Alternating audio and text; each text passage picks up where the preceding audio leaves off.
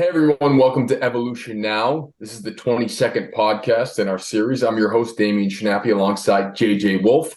Our guest today is a digital creator. He's an artist and a music producer. He's completed jobs for companies like Hasbro and Sony, as well as cover art for artists like Rozelle and KRS-One. He is exceptional at painting graffiti and creates beautiful murals and other works of art found all over New England. It's our absolute pleasure to welcome to the Evolution Now project, Brian Life. Thank you, man. Wow, what an intro. Thank you, everyone. I appreciate the invite, and I'm honored myself. And wow, what a compliment. I really appreciate that, Damien. You would like to kick it off by asking what's something that's been on your mind today or recently? Oh, what's been on my mind today? Interesting. Should I get to that project? There's always something I'm juggling. So to be honest, there's something on my plate that I know I can whip up, but it's actually 3D. So it's for a client, but he's also a friend, and I am stretching the deadline, I have to say. So if you're listening, Miles Grimes, I got the record cover coming soon. And that's actually funny because that's typical of the older me. Usually I do hit deadlines, but I went many years super stressed out, like always trying to, rob Peter to pay Paul to try to survive as a struggling artist, until I kind of realized, like, you do really mess up the assembly line of what has to happen next in production. And it's really key to be a man of your word. So it's funny that I even just exposed that part, but I'm not, I'm still a work in progress. So there's, more like, should I work, or maybe should I take a moment to let life take me, or go out and get physical, get my body physique back up? That also helps with the work and focus and to get my energy right. But I have been dancing all weekend. So I'm like 2 days I went dancing. I like to dance also. That's kind of like another hobby that I have. House music, and I used to go to raves, so I used to be a raver. I actually used to do a lot of rave flyers when they had the printing, when people would actually physically print and pass out flyers, before the whole social media. So posters, you talking quarter sheets?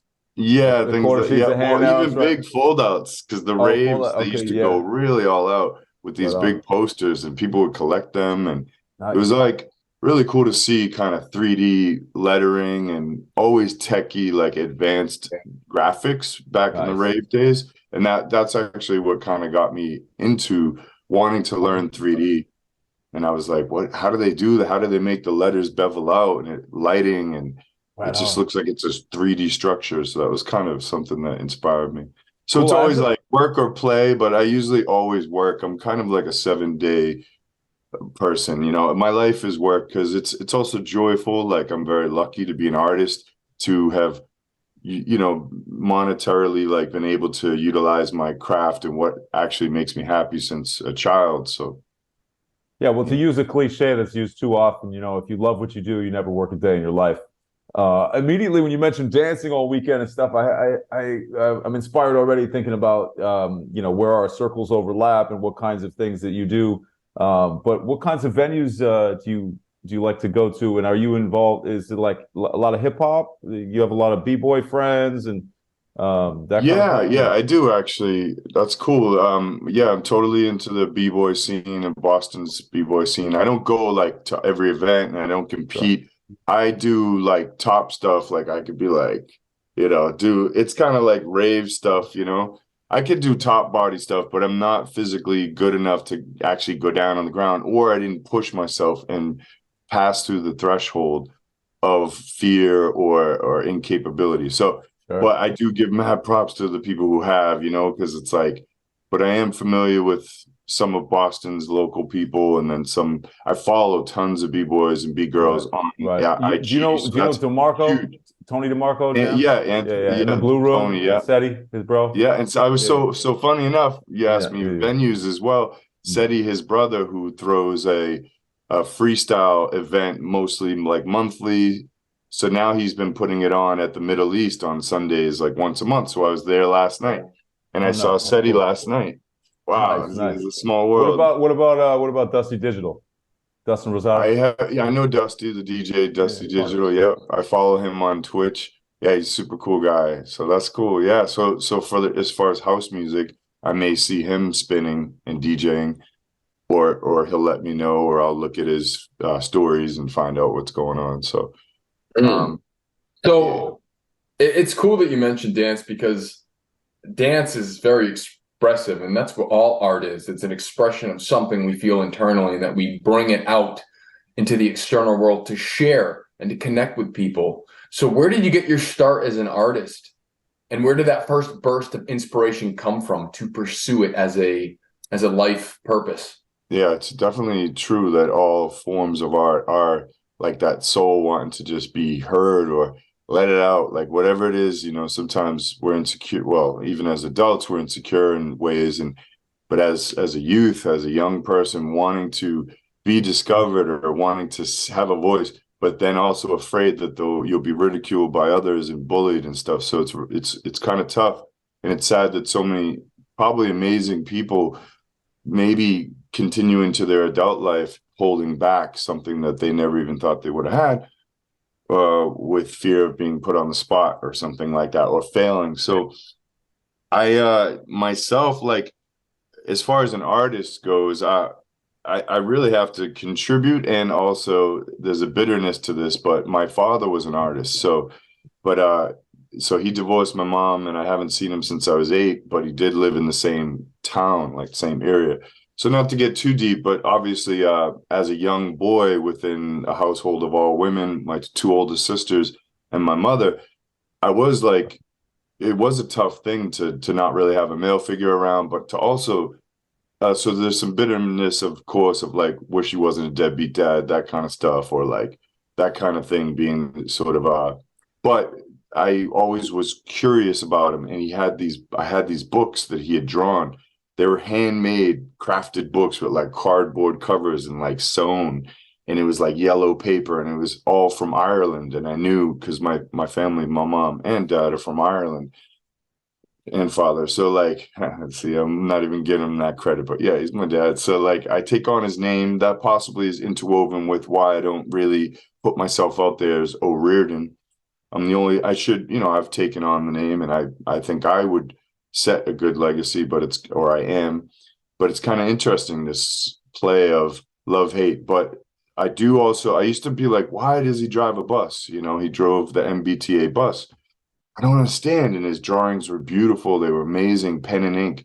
And he would just draw castles, real landscapes of castles, all little dots and cross hatching, and like monumental spots in Ireland, mountains, people playing soccer, and like just these amazing boats. And I was just like, who is this guy? How did he do this? Like, this is crazy. And I would just flip through, but I would try to draw all the time. So I think I tried to be like him or better than him, or somehow have a connection. So I think that's what kind of sparked me as an artist, of wanting to know, wanting to be loved and credited, or, seen by him, I think, in some way. And then as it grew out, as it went out, it was more of like, it was my safe space. I would go into the art and I would meditate. That's kind of what I think people do when they dive into something deep, even if it's your body, your physique. You sort of break into this zone where you become, I think, spiritual, and you're at peace, and you're just flowing, like the flow state, right? So I would find that as a child, and it was also a safety place, because I would always be insecure about, maybe, am I not masculine enough? Do I not know sports enough? He's not teaching me. How do I learn this stuff? There was a bit of always a confusion on, am I going to turn out right as a male? And it's like interesting, like how you could frame that. But I'm just being honest, that would be tough for me. But luckily I had like good community of neighbors where I grew up in Dorchester, and people would take me camping, like my friend's father, any kind of sports things, they would involve me. So I'd be kind of like the third, the brother of these 2 kids that I grew up with. Wow, So man, that journey as a youngster, trying to find those male icons and idols and role models. My father wasn't around too much, and I definitely took on people. Like when I was 12, I had a friend that lived nearby. I was like 18. We played video games and throw the football, but he was definitely like, an older brother figure, and in some ways also, in my mind at that young age, I'm thinking, okay, is this a role model? And obviously that's like subconscious, but it's kind of like I found a little bit of a father in all of these people around me at the time, Yeah. Oh, you that's know. great. And hey, brother, it's so nice to tune in with you and to hear, some of this inception of your artistry and how it may have come out of this desire to, sort of like challenge the idea of who you think your dad was or whatever with the art books that you had discovered. When we were doing the pre-roll before we actually started our live episode here, you mentioned your name, and so I think Damien had asked you if Life is your real name, because as an artist you're Brian Life, and so I'd love to ask you a two-part question: is how did you come up with the name Brian Life, and is Life your real last name? Yeah, cool. So Life is not my real last name. So my real last name, I don't mind giving out. It's O'Riordan, spelled really weird. Like it sounds like O'Weird, but it's Oriordan. So you'd think it'd be like EA. So it's O'Riordan, and a lot of people have trouble with it. But that is, my father's last name. So, and I'm proud of it. And it's like I'm 47. I've went through all my stages, and obviously there is still some suppressed pain or somewhere or curiosity, but it's like I am very proud of it. Me and my mother and my two sisters, we've all grown up with that last name. So as far as as far as Life, it's my other name or my name. I was going to say nickname, but I don't even think of it as that because I started writing Life in 1992 and it's a graffiti name. So that's like what I chose for my tag, right? So it's a long time, like more than 2 decades. And it's like, it's just stuck with me ever since. And I sign it to all my artwork. I don't sign Brian. I don't sign O'Riordan. I just sign Life. So that's also interesting. It's like only Life, so it's kind of like, so I chose it because to give you kind of like a summarization, Boston and graffiti in the 90s, everyone had names to me that had meaning and they had kind of depth. And so there'd be like Zone or Alert, and then you'd see Lost, L-O-S-T. That's just to name a few. Target, which he was a little more tough, like gangster style, but it was like there's another guy, Bandit, but they always had meaning. I don't want to leave out some people, but I liked whereas it in the 2000s and later it became more kitschy and like jokey, like hipstery, like there was Dick Chicken, and then there's other names, and that's not the era I'm from. Like we represented like it was pretty noble to have like a name and to come up with something you really wanted to be like somebody of it's I can't even explain it, so it's to me it's not a joke. Authenticity. Yeah, authenticity and just a bit of seriousness, but you could be playful like but it wasn't a joke back then either, because there was a lot of different stages, a lot of acceptance. It wasn't like you just go to the art store. It wasn't like you had YouTube. You had to be accepted by different crews, and it was sort of different. Like so, but my first, not even to get into the politics of all that, but that's also a way of being accepted in society, and it helped me. It was a safety thing as well. Being being an artist or somebody with graph skills. I know it sounds like I'm tooting my own horn, but having some ability to rock someone's name and to show art, to have an extension of self, to say, this is how I am. You may judge me right now, but check out what I can do. People are like, oh, instantly they're like, that's dope, or he's cool, I got him. Like we almost got ran up on one time while we were painting graffiti in Roxbury at this abandoned place. Doesn't matter where it was, but it was pretty rough neighborhood. I'm a white dude, so at that time, me and my buddy, these dudes came in like, what the fuck are you doing? You going over our guy's shit? Some terrible graffiti that was in there, and they literally pulled out a gun. Like I'm not trying to tell toughs, but they had a gun with them, and it was crazy. And like my friend Tease, rest in peace, he's one of my best friends who he passed, and he's from Boston. He's a Boston legend. Tease, they put the gun like right near him, and he was just like, I'm just painting my piece. This is what we do. See what this says? This says TEAZE. And then he just like calmed them because they were so like excited and defensive because their buddy just passed. And they were like, wow, you guys just did this? Oh shit, can you put up my friend's put up his name. He's like, I got you. Of course I'll do that. And there was no shookness. There was no nothing. Then they were like basically protecting us, hanging out with us, making sure no one else would come in and sort of chase us out. And then we just finished. And it was like this beautiful transition of love that was out of, that's what happens in the city. But I'm just saying, like, being a graffiti artist when I started was a little bit tough. And you'd have to steal paint. There was no cameras, but you didn't really afford it. It was different. You couldn't like order an Amazon, package of spray paint, No fat caps. I mean, the fact that there was no fat caps is tough to get.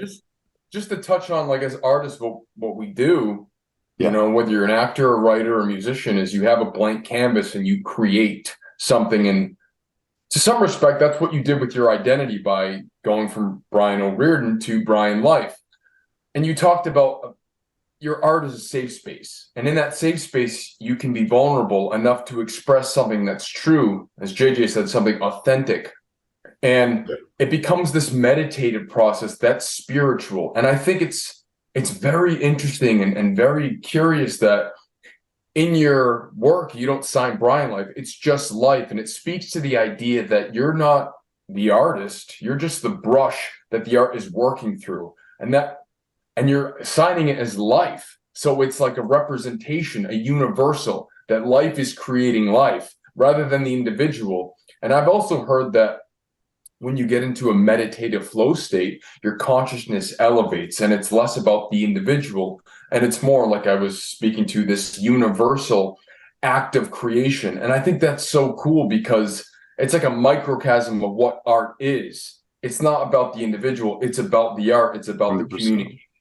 And with your story, it's about the connection. And I think that's just a great, a great illustration of how something that could be combative gets resolved through communication and humility of like, hey man, we're not going over anything. We're just doing our thing. And then they recognize that. And then you made a friend and they protected you and you were able to basically, how would you say, celebrate their fallen friend in your art. Yeah, it truly was, because they were mourning, they were angry, and they were like, maybe that's where they go hang out and like chat and think about them, drink 40s, and I don't know what it was, but it was a very interesting moment of emotions and where people, so that was great. And it could have been ugly and it wasn't, but the art, the beauty, like you said, that connection, that key, that visual color was the bridge for us to just be one for that moment. And that's what made it all good again. And it wasn't the drama or the tragedy that did happen wasn't present anymore. Now us just being together was there. And it was kind of like, it kind of gave reason to celebrate something and then redirect to positive. Yeah. And to it was amazing. So their friend who had passed, there's a powerful thing to honor people that have passed. Especially definitely, and to do it right, and to like to have somebody of skill to write his name, like Tease wrote it for them. And I mean, it's very blurry, the memory, but I remember he honored them and they were like, it wasn't too much. It wasn't like some people were like, put me up.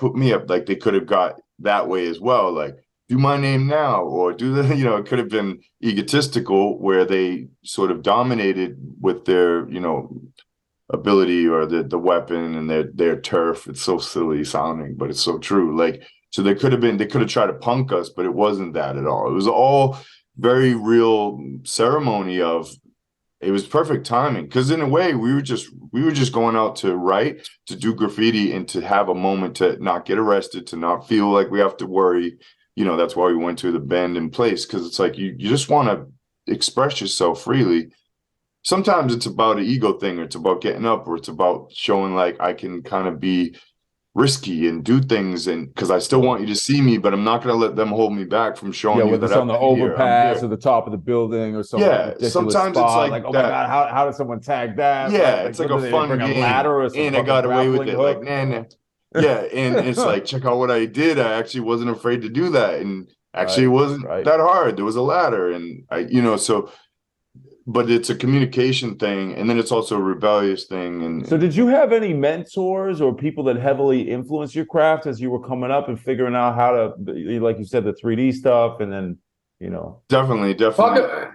I'll answer that, but I wanted to real quick close up something that I felt it was touched upon, but I will answer that. Damien, you said how like I chose that name and it became sort of universal. Remember how I was talking about how I felt names had to speak to the person, like lost, alone, beyond. That's another friend who's more recent, but he's still of my time, that we would have a word that meant something.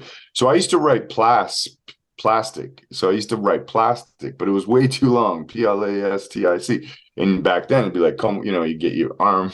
As I'm done with my letter, I'm getting arrested. So I started to write just plast. But the reason why I wrote plastic, because I felt like the government and everything systems were fake and plastic and set up. So I wanted it was too abstract, but I wanted people to look at the word plastic and think about being real, keeping it real, and like being authentic. And that's literally why I wrote plastic. It was like a flip.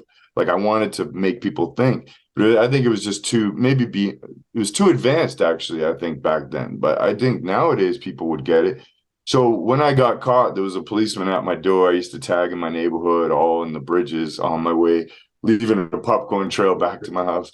But my sister's like, there's a cop at the door, you better get up. Like, and I was like a young hippie hopper. I don't have hair now, but I had dreads, like Daz Effects, like hip hop style dreads. And my room was covered in graffiti and like BB gun, holes in all the Freddy Krueger posters and whatever have you. And I'm like, oh no, I hope he doesn't come in my room. Like she said, there's a cop at the door. I just knew why he's there. So I go to the door, I open my screen door in Dorchester. He's all suited, Boston cop. So, Mr. O'Riordan, you know why I'm here? And I'm like, no, sir, I wouldn't know, And he's like, oh, I could tell you about 20 reasons from here to the next 2 blocks of why I'm here. Now you know why I'm here. And I was like, so meaning he saw like 20 tags on the way. And I think somebody ratted me out in my neighborhood or somehow, but apparently he lived in the neighborhood. And it was, it was vandalism. We were definitely scribbling and you're not that good at first, so it's not that attractive. Sometimes when something's done well in this calligraphy style tag, even somebody who's not into graffiti or may not even like it, they can appreciate that it's a nice worked symbol. It's something that's definitely crafted, and you could just tell it because it's a recording of the human's skill and hand styles, right? So definitely when you see some scribbliness, you can also, or a rushed thing, you can also tell that that's amateur and stuff. So it's kind of interesting in that way. People can almost like it or appreciate it for its quality, even if they don't really, So I was like, oh yeah, sir, I want to go to college, and I know it's vandalism, and I don't want to do that kind of stuff anymore. I told him everything he needed to hear, basically.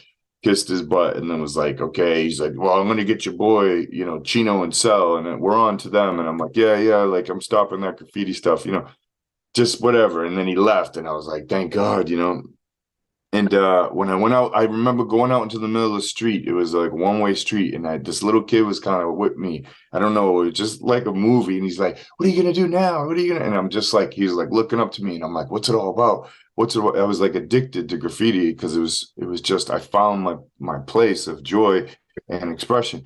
I'm like, oh, it was like everything was spinning. I'm like, what's it all about? What's the most meaningful name? And I was like, live, yeah, to live, live, live. And I was like, oh no, somebody would be like, that dude Live? Oh, I thought it was live because they're spelled the same way. So I was like, live, live, nope. And I go, live? I was like, life, oh my God, no. And it was like, felt like lightning or something. I was like, life, okay, life, yeah, life. And that's dude, all about. That was your evolution in real time. Something forced you to change, and it wasn't like you were going to give up. You had to become something different, and through that, you got anonymity, and through that, you get expression again. So I want to ask you, like, I've seen some of your work. I've seen it in person. I've seen it online, and it's absolutely brilliant.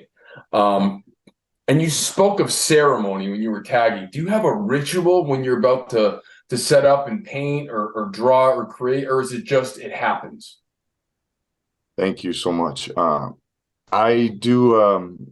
I guess, like, I being a part of this whole system and everything, like life and just paying bills, and sometimes, sometimes it's just work and a job. So honestly, like, I have to say, sit down and do this and get to it. Like, the great book there by Stephen Pressfield, The War of Art, instead of The Art of War, but it's the War of Art. How every day we have resistance, and we literally have like this voice that's like doubtful and all that. Oh, you can't do it, or go, later. You should do this first, and you can get to it tomorrow. All those things are just constantly happening to me. So I'm just as much as any other human who has sort of hopes and a dream and some goals that sometimes just have to sit the kid down and lock yourself in and not wait for the feeling to come. So yes, I've through those times of crunch time and deadlines, I've realized that it's not like some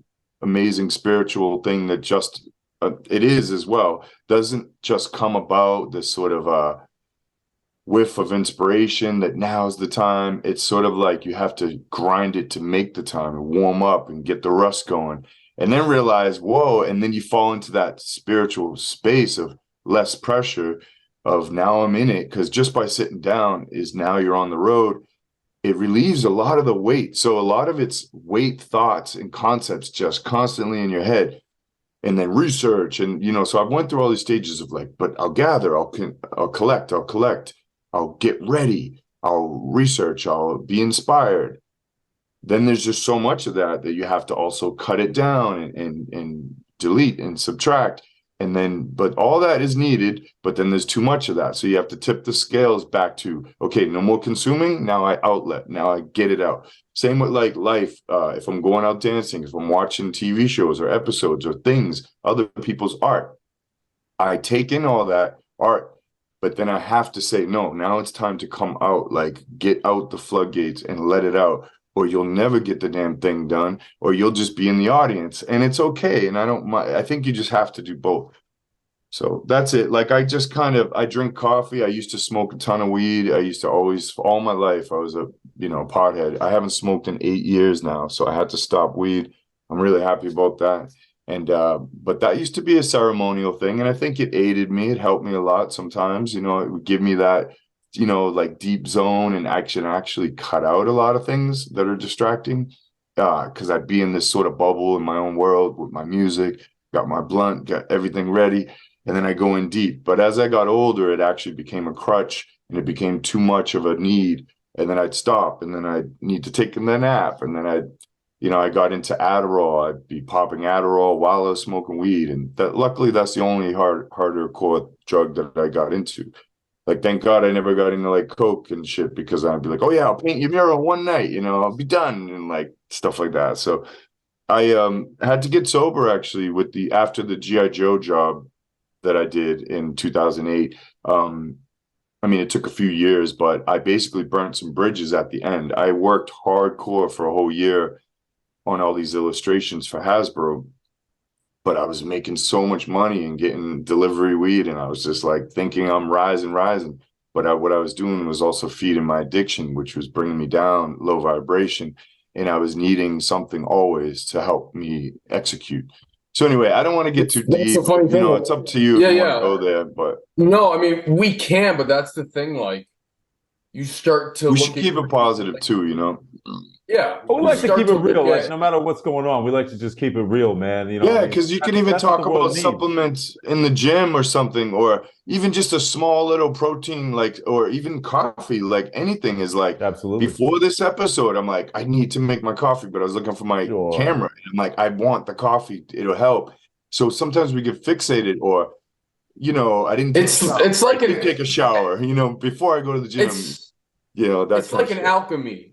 Creation. It is an alchemy. It's a marriage of certain things that come out and we express it. So, weed, LSD, mushrooms, caffeine to some extent. These things can aid creation, but to your point, it's like the yin yang. When you get too far into the white, you go into the black, and vice versa. Like 100%. These things, like weed, can be a creative lubricant. Totally, it was amazing. But then it can also just be a crutch. Even And supplies, like stuff, like too much coffee. Oh shit, I had like 8. Too much caffeine, yeah. And I'm sitting there drawing and I'm agitated. And I'm like you why am mentioned, I? And I go, oh, it's because I didn't eat and I'm just drinking fucking coffee. What am I doing? right, So right. it could I just be love that you that. mentioned the war of art, because everything can be resistance. And even like sometimes I'll think like, oh, I'll be at a store and I'll be like, I want to get a new art pad, or I want to get some new Right. markers, or I want to get but then I think like, I've already got an art pad, I've already got some markers. Why do I The need new markers? I supplies. just need to create, right? And it's like everything I'm gonna ends get up the becoming a eraser thing distraction. for the wall to really set up my schedule and that kind of And they're thing. just distractions, because the greatest power comes from the self, the sober, clear-minded, focused body and mind self. And I always heard the best artists are like athletes. You show up, you put in your work, you get your time under the bar, as we say in the gym, and you get that muscle maturity and compassion, clarity, creativity. These are all metaphysical muscles that 100%. you know when you're not showing up and putting in that time, you know they will atrophy and they will go away.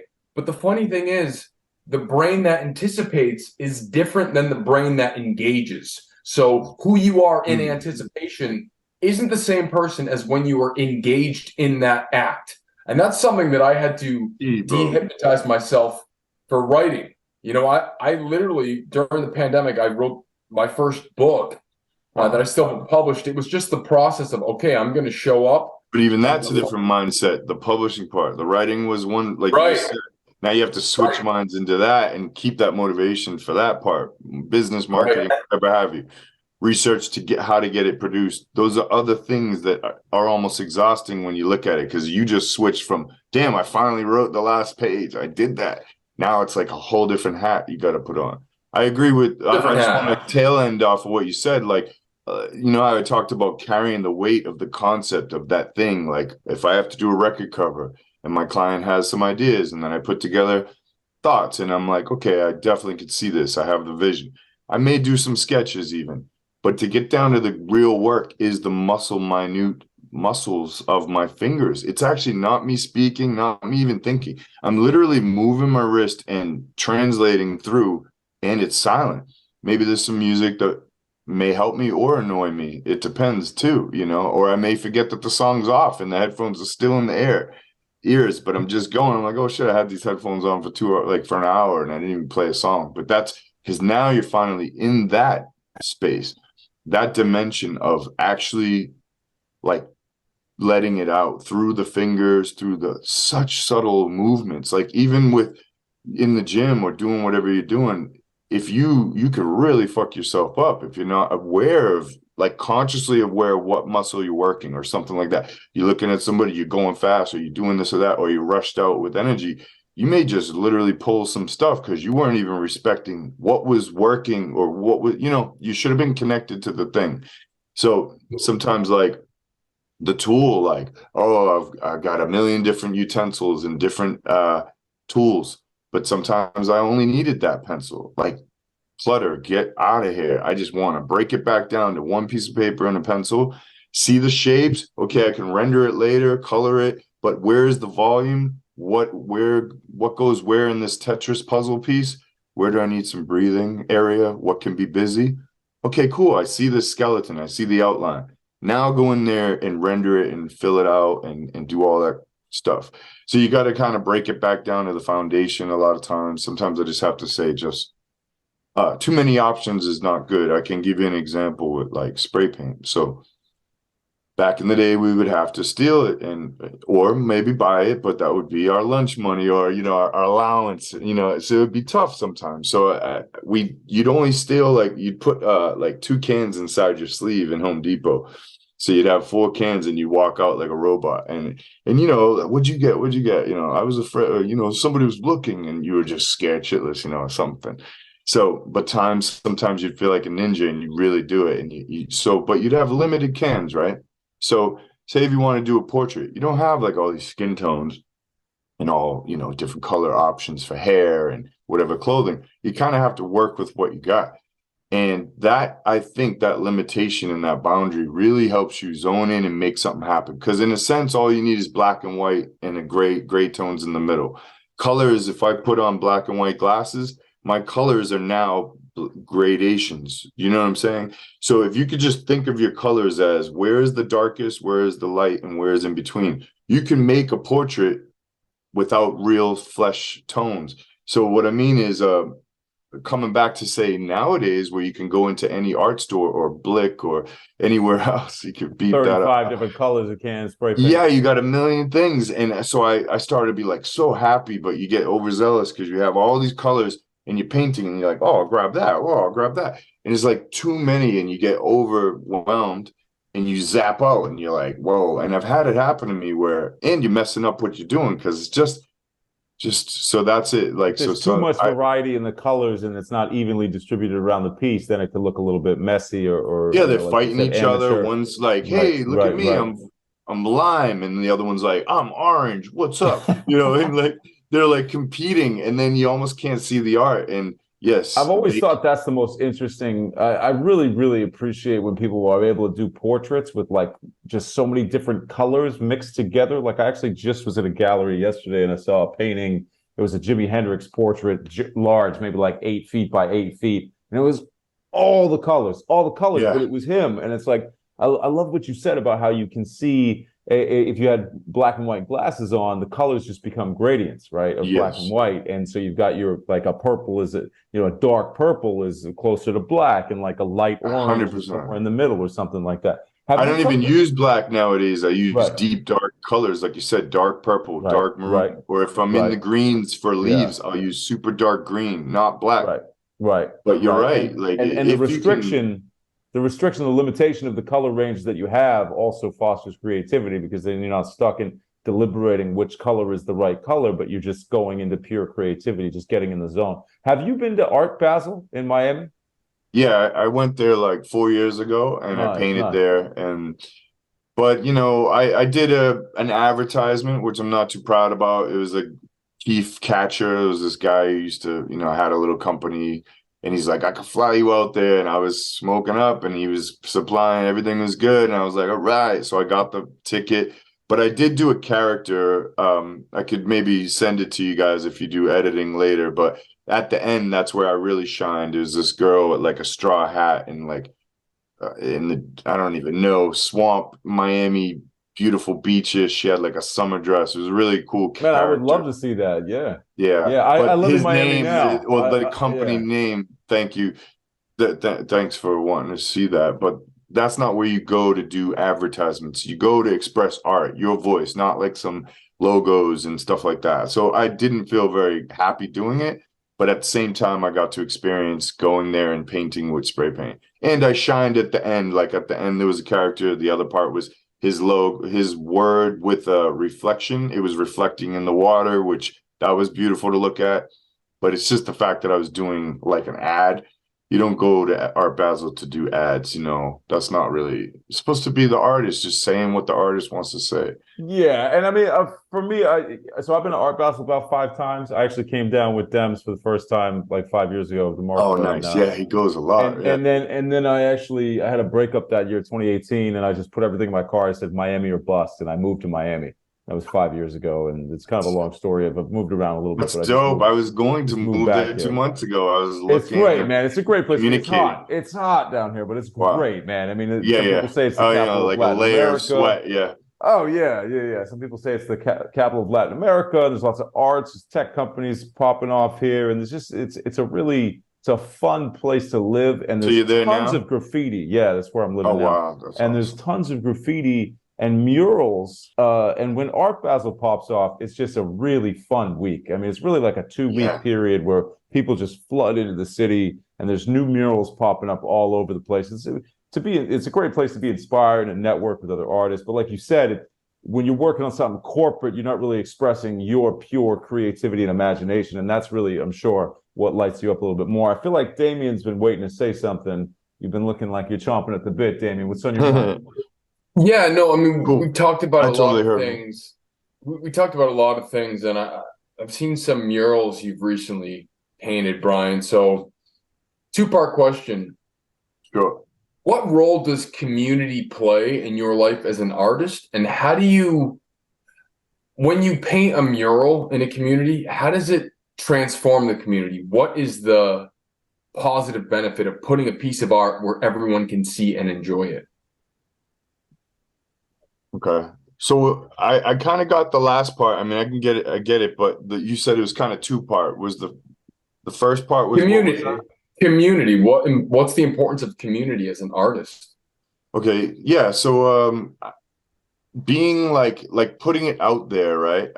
Because some people just, whether they won't see you, an artist is usually private in their studio doing their own thing, and they show it to the world, and all the mistakes are hidden, and all the things and all the madness that happens behind the scenes sometimes is not really seen by the public a lot, and they always get the final product. And so I find it really cool, as I've been started from graffiti, and then I started doing professional murals for bars and restaurants and other establishments, and now it's a variety of different clients. But like being out there, it's really it excites people because it's a live activity, a performance that most society or people do, unless they're an artist, don't get to see that process, and they don't even get to see it like from the ground up, from the root. And I think that's awesome because you get some critics too, like, you don't forget over there, or you should put that there, or I don't know, I think you missed, so you get those, and then you also get the, wow, I can't even draw a stick figure, and like, that's really beautiful. Whoa, you did all that in one day, or from all age ranges, and I love it when it's children, and I love when it's elders, when they're seeing the art and they're like, now that's some hard work, and I can really admire that. And I used to do some painting in my day, but wow, it's really bright, and it's making the place really beautiful. So then, or else you get a young child, a young kid who's just, you don't know what they're thinking. And when they're seeing it, what they hope to be, or maybe they'll talk to you about what they do, or I actually let them try and play around and paint a little bit. So then they have some ownership, and they feel like they're actually doing it instead of just watching. So I love that part of community. I love to see people just be really excited, because a lot of things are fabricated. A lot of things are just flat paint, or, the more into the 90s, 2000s, there's no hand painted signs. There's not a lot of this sort of handcrafted art. Even furniture, fabricated stuff is just becoming the norm. And you used to have like authentic, carpentry, like beautiful furniture, houses that were literally painted by hand. I mean, it's just ornate things are rare nowadays. So I think when you see a mural, and it's actually, because they even have, say, big vinyl prints, huge, massive posters, but it's usually corporate run, and it's usually advertisements. So it's interesting to see something done by a human, and that's actually like from the brick to the art, and that's something that's alive. I think it's kind of like, it's organic wet paint, and it's moved around and orchestrated by an artist, but then it fixates and it's there. And I think we're subconsciously, either you may not be an artist, but you just know that a human did that, and it's like this sort of historical sort of documentation of something, of an art, of real art, and the real thing is right there in front of you, and you could go up and touch it, or you could kind of see something from a print versus hand painted.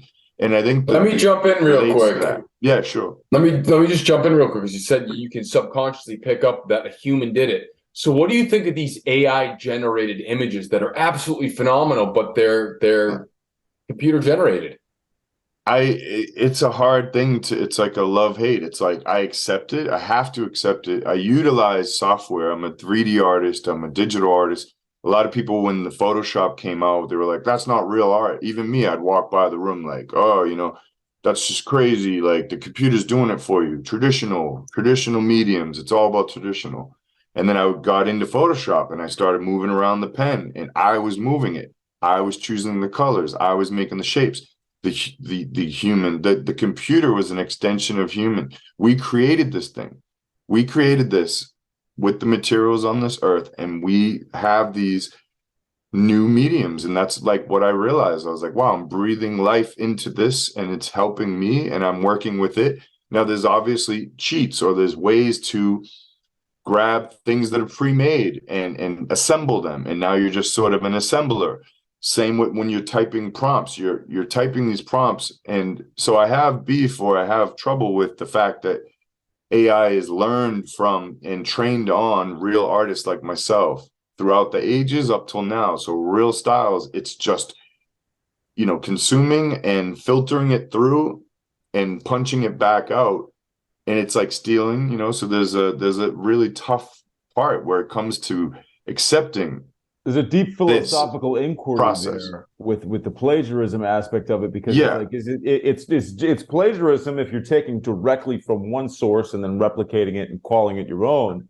But if you're taking from 10,000 sources or a million sources and then using computer-generated algorithms to take an average of the paint strokes or the color choices and to then output something else, is that plagiarism or not? And I'm sure that's it's like plagiarism in so many there. little bits, but the thing about it is like, okay, so I can steal like an artist, smart, right? Like I can, if I need somebody to pose like with a gun that's, let's say Rocky. I had to do Rocky Balboa for a packaging, and I failed actually because I used to smoke so much, and I didn't meet the deadline, so that was a tragedy. So it's not all like, yay, everything's great, but I actually couldn't really hit this. So that's why I think it's so important to prioritize. But at that time, it was because my head was all messed up. I was kind of smoking too much. I was doing a little bit of Adderall to help me get up and wake up instead of naturally sleeping, stuff like that. So, but I had to draw him like punching at the screen in action.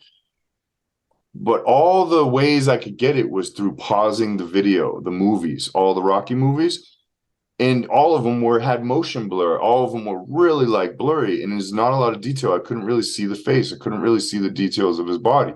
But my illustration had to be dead on, like realistic, but it had to be the action pose. So here I am, like in all of the real posters of Rocky, he's just posing with his belt, or he's just, there looking handsome, it wasn't no action. So I'm like, fuck. And I'm not built like him, and I'm like, I gotta pose, so I'm doing it. I'm in the mirror and I'm posing and I'm doing it. Yeah, thanks. There we go. It's a good pose, man. I like that. I think there's some photos just like that. Yeah, exactly. Right. So I had to find reference. So what I'm trying to say is, you can Frankenstein photos. You can take photos of maybe a different boxer or myself in the mirror, and then I swell up the arms and exaggerate some muscle and different things. And you start to chop up body parts. Or let's just bring it back to, say, a fine woman, a beautiful woman in a certain way. I could take some models and photography, but now if I just straight take their stuff and draw it in my style, that is plagiarism. I'm stealing the photographer, the models who was posed, now nature's beauty. This is interesting. When I do a portrait of landscape, am I stealing God's work? Am I plagiarizing nature? Like, because that's really the beauty. Or the woman, the face, the features. My art looks amazing and beautiful and succulent, or, just appealing because the beauty existed in her, but I showed it. I made a recording of it. Thoughtful. It's interesting there. So it's weird. It's super interesting to look at it like that. And here's what I've kind of thought about AI generated art. It's beautiful. It's absolutely mesmerizing. It's hypnotic. Yeah, some of it's like, wow. But I think as artists, because we all are artists in our own respect, the art that you make, the art that you create, the art that you engage in is just as much for others as it is for you. Yeah. Because you can create an amazing artificial, intelligent, created image, but the art that you invest time and energy into, and you repeat that process, it allows you to transform. Now, that's not to say you can't look at an AI-generated image and be transformed for that moment, but when you put hours into a painting, when you put days into writing a song, when you put months and years into crafting your emotional life into a tool that you can go into your mind and then express it the way you envision it so that other people go, oh, I get it. That to me can never be replicated because it's about the journey of the artist. It's about the time doing the thing, not about what it creates. What it creates is how you share with community. But if you can do something by yourself and get fulfilled by it, then that's when you start to see the upper echelons of what the human mind in a creative artistic endeavor can do. So back to what you were saying, is it plagiarism? It's like, are you conceptualizing that way? That conceptualization is in a world of win-lose, where art is just a world of effective and less or more effective. So it's funny to blur the lines between that world of win-lose and that world of expression. Definitely. Matt, I know you may have something to say. I have a couple more questions. We got about 10 minutes left, more or Okay. less, on the call, but it's an open platform. So, I mean, if you feel called I'll wrap up real quick. Yeah, no. Damien mentioned there, like, how it's the soul journey, like it's the evolution of that person and their abilities and their thresholds and their discipline and their cutting out the bullshit and getting down to grueling work that's like hurt sometimes. I mean, I've cried, like I've painted things and been like cried because it's hard, but then other times I've cried because I had like an enlightenment. Like I can't believe, like, thank you, you know what I mean? Like, how did I do this? Or who am I to even, and I'm in there, and I think it's like this spiritual moment that you literally are channeling something once you can open yourself, or once you can work yourself, and like your like spiritual guides or anything are waiting for you to like tap in, and then when you could give it to the world, it's also great for us all to celebrate and to know that you did it, or somebody has the capability. I can maybe do that too one day, or let me see what I could do. And that kind of stuff won't really happen, unfortunately, if the computer's just spitting it out, or if AI is just doing it a lot. Unfortunately, yes, I think a lot of humans will get lazy. They'll just expect, they'll just see it. It won't really, or they'll never get the self-fulfillment of the journey of showing themselves that they can do something, or because it is an outside thing, but it does start with yourself first.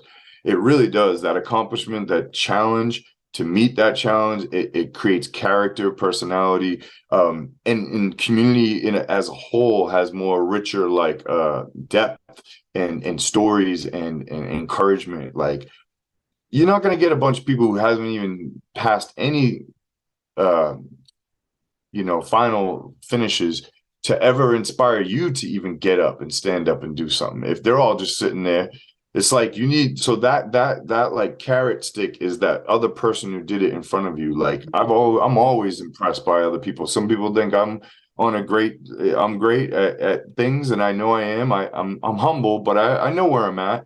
But I also see people that are phenomenal and incredible. And if I don't have them out there showing me that, like, there's a Usain Bolt, I'm like, let me like see what else I could do. I'm getting a little lazy here. I got a little crutch. So yeah. I think JJ wants to jump in here. What do you got? All right, JJ, go ahead, man. Oh, I mean, it's just a brilliant conversation. There's so much to talk about. I mean, the thing about artists is it's, we take the intangible and make it tangible. And there's this, when it comes to creativity, there's nothing more intimidating than staring at a blank wall, because it can be anything. It can be absolutely anything. And I think in the realm of the AI art generation, I think there's a lot of counterintuitive things that may happen and are happening, in the sense that because it's so easy to create things automatically with the help of the computer, there are then going to be naturally fewer people that are actually talented and gifted and have put in the time and the practice. So therefore, it may be that people who are actually capable of creating real art become even more revered and more respected. I do think so. Because it's going to become more rare that people are able to create. Live art will be like, wow, like we're witnessing the because you're gonna have to prove it in a way. So yep. There's this book. I don't know if you're familiar with it. It's called The Artist's Way by Julia Campbell. I never got through it fully, but I wrote a stack every day. Yeah, I did. That's a thank you. First 5 chapters. The Artist's Way. Anyone who's watching this, and thanks for the reminder, JJ, because I really have it here. And I never finished, but every day you wake up and write 2 pages, I think. Yeah, morning quests. It's 12 weeks of exercises, writing exercises, and the base practice is 3 pages a day. But one of the things that she says early on in the book, as she's introducing the concept of writing daily, is allowing, how does she say it? It's, I'm responsible for the quantity, and I trust great spirit or God or higher power or whatever to take care of the quality. right? Like my job is to just, like you said, like get the hand moving, move the muscles, do the action, get the quantity out, do the action, and trust that the quality will pour through.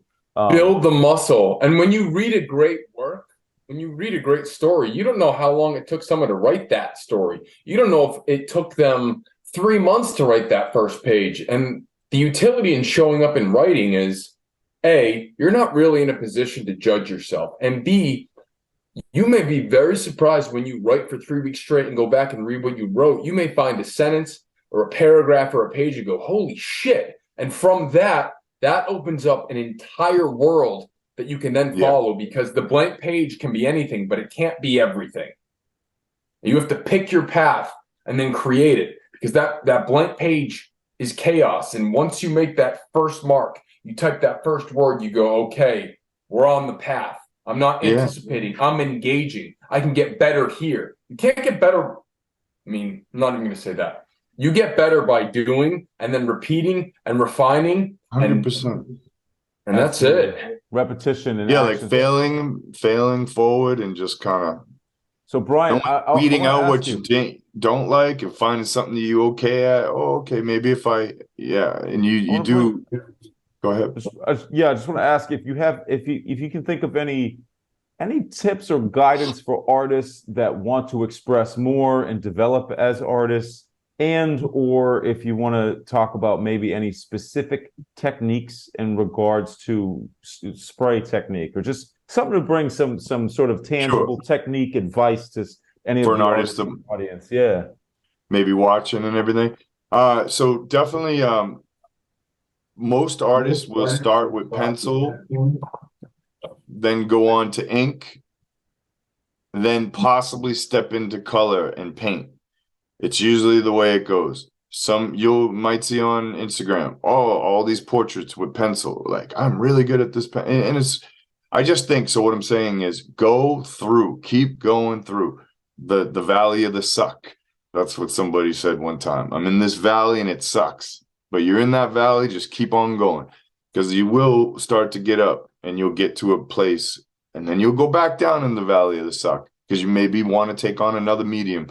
But I do think keep trying, keep spreading out and trying lots of different mediums, because if you fall into a gimmicky niche, or I'm the ballpoint pen artist and I'm going to do this, and it's look how hard this is to do, and I slaved, I've done that too, proved like pointillism, hours, and I'm not saying it's not you can master anything. Like, I can master being the best needle threader on earth, but it's like, really? Like, okay, great, in a way. So what I'm saying, or I make portraits out of coffee grinds, and I think that stuff is actually cool, but it's also kind of like sometimes people get caught into these niches and these gimmicks and these sort of, I want to be known as this.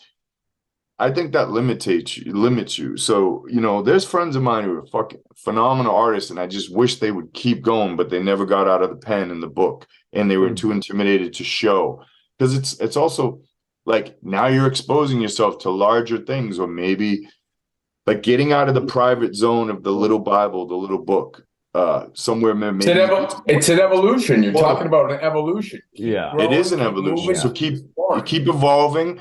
Keep evolving, because you won't tap into that depth of the core. You'll only be on the surface, and it's like, it's too bad, because like with every crustacean, every fucking scab, you just start scarring up from every loss. Oh, I'm embarrassed. That didn't look so good. Oh, everyone saw it. To be a well-rounded artist, you would suggest that people expand through other mediums. And it sounds like perhaps maybe people get stuck in a little niche because they're able to become king or queen of that niche. Yeah.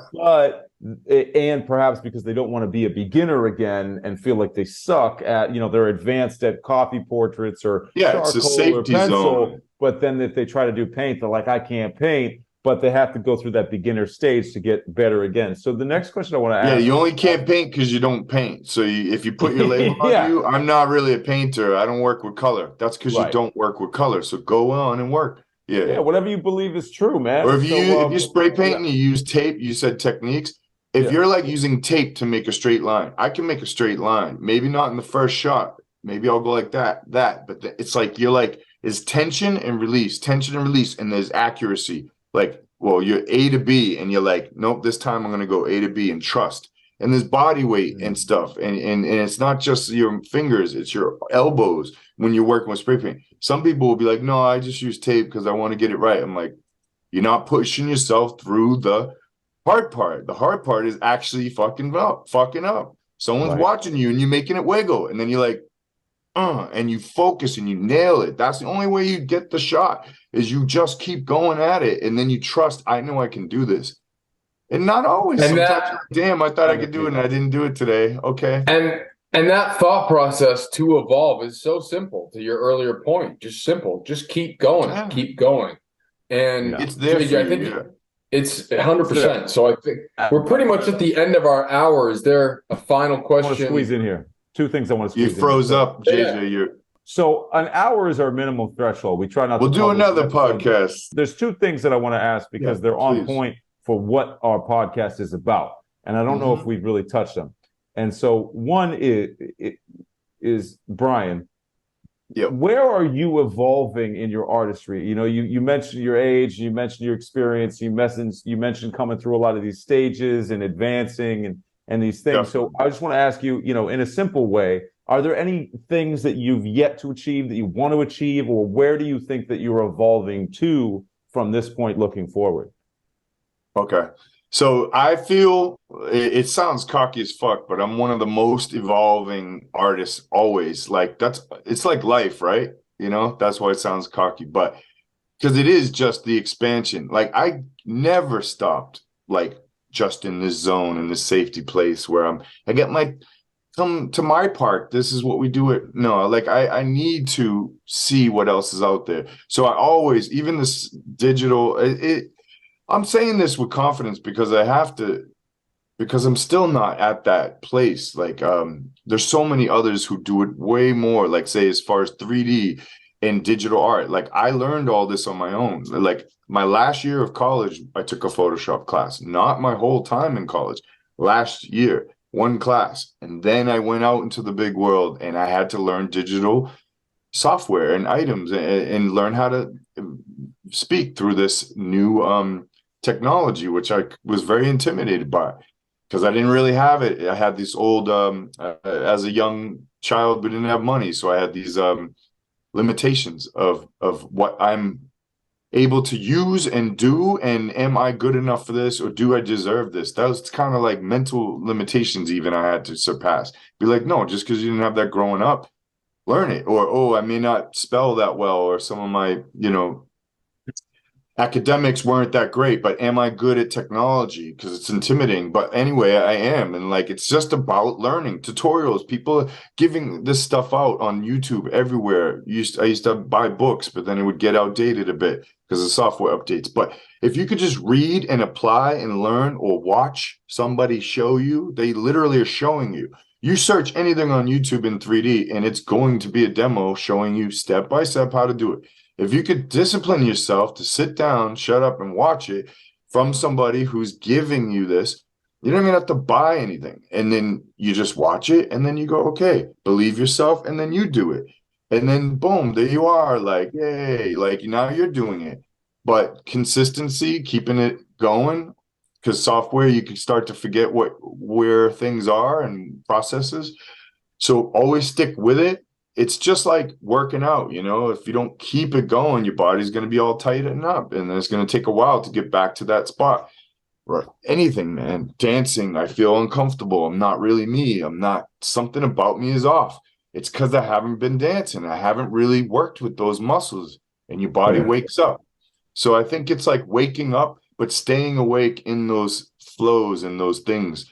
Because it's the flow and the wave, the peaks and the troughs. And that's the thing that when you get to a certain level, and just maybe it's 10,000 hours, I don't know. But once you get to a certain level, you go, man, I can embrace the suck. That's a military term. Some of my buddies that are veterans always said that. And that's what you said. Get into the suck, because the suck makes the triumph that much better. It's like you, as an artist, it's about the change. It's about the change, about the creation. It's not about just the end result. And without the lows, man, the highs, they wouldn't ring as true. They wouldn't shine as bright. It wouldn't taste as sweet. So I think that lesson that is like the lesson of life, and that's your moniker, and that's your tag. And so this has been an amazing conversation. We touched on a lot of things, from your process to practical elements to AI to community. Are there any events that you want to shout out, or any things that are upcoming in your professional life that you're excited for? Yeah, I mean, I'm excited for animation, so that's where I'm at right now. I finally got myself to, I would sculpt and model characters and objects in 3D, and that was sort of where I was stuck at for about, I've been doing it for 15 years, but for about 5 years, I sort of got better. Well, I got to a nice, I think, a professional mastered piece of character, of texturing, clothing, hair, all kinds of surface materials, all the things you would need to create the character. Then I was like, okay, well, now I need to rig it, like put skeleton bones inside of this thing and move it on a timeline and put and actually move these things. Can I make these things move? So I just recently, about 2 months ago, did my first animated music video, and it's called Good Day, and it's on my Brian Life YouTube channel, Good Day, and it's from a Boston local band, the Aldous Collins Band, and they're a Massachusetts local band, and it's a beautiful song about the summer, and it was my first challenge to actually make a 4 minute. You'd think that's short, but man, to make something move, an animated character, edited shots, background objects, That's a lot of frames, man. I That's did a it lot a of lot. frames. Yeah, I did. So I made it. He's breakdancing and he's moving around. I utilized mocap, which is like motion capture of real breakdancers. Now that's, these tools can be helpful. That could be cheating, like almost like AI, where you take a recording of somebody's body and the computer records all the joints and then it translates it to the 3D body. That's, if anyone doesn't really know, motion capture is like video captured, and then you could apply it to the skeleton and then that Man, character that's does exactly. incredible to even think about, the way that you're able to take these sculpted animations and then actually keyframe it out and then blend that in with motion capture. Man, I am Yeah. so thrilled on this conversation. So I think this is really one of our creme de la creme episodes, really going deep awesome, in the man. I'm artistry. happy. Yeah, Brian, thank you so much for being present with us today on the Evolution Now project. This Thank you for podcast having me, has really been fellas. a blast to host, to give you a platform to share with our audience your experience. And I hope you guys out there listening and watching have received some inspiration and some Yeah, I hope takeaways, so. and definitely follow Brian Life. And Damien, you want to close it out?